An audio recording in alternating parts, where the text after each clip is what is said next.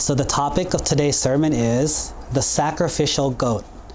A long time ago, there were some people who believed that you have to kill an animal to give it to the spirits of the dead.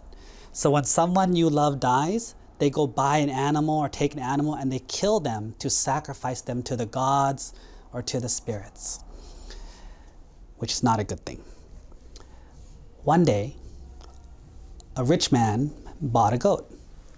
And he says to his two sons, "Sons, take the goat to the river and wash it so that we can get it ready for the sacrifice."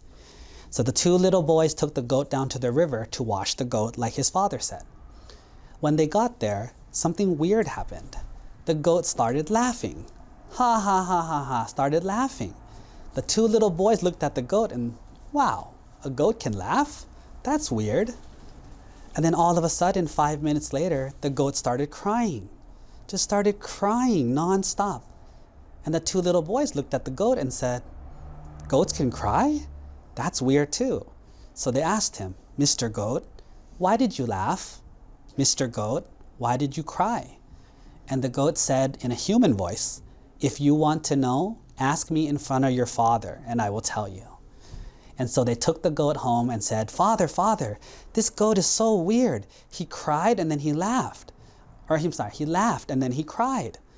And the father said, "Mr. Goat, why did you laugh?" And he says, "Rich man, I have a story to tell you.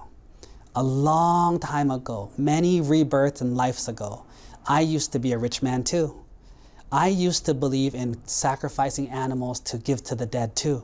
And I killed a goat and I cut off his head and offered it to the gods and to the spirits. And because of that evil, doing that bad action, I had to be reborn as a goat for 500 lives and I got killed every life. It was horrible. It was worse than hell. But the reason that I laughed was because this is my 500th life. It's over. I'm done. My punishment is over. I'm free." Then the rich man says, "I'm so happy for you. Your punishment is over? You're free?" "Yeah, my punishment is free." But then he says, "But then you cried afterwards. If you're so happy that you're free, why did you cry?" He said, "I cried because I thought of you. You're about to do the same stupid mistake that I did.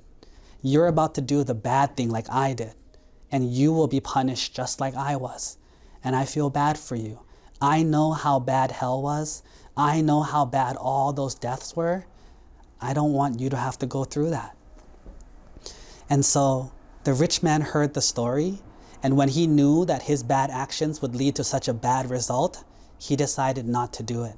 And he decided to be good and no more killing. What is the moral of this story? The moral of this story is, you cannot do evil to do good. There's no such thing as punching someone to make someone else feel better. You can't steal from someone to give to someone else. Two evils don't make things better. One evil doesn't make things better. The only way to make things really better is by being good. If you do bad things, if you kill, if you steal, if you lie, if you do drugs and alcohol, no matter what happens, it doesn't lead to more good. It leads to bad. But when you're nice, you're kind, you're learning, you're improving, you're helping other people, that's true goodness. And that will lead to more goodness. So if you want to do something good, be good. Don't do evil. Because when you do evil, it doesn't turn out good for you or for the people you love.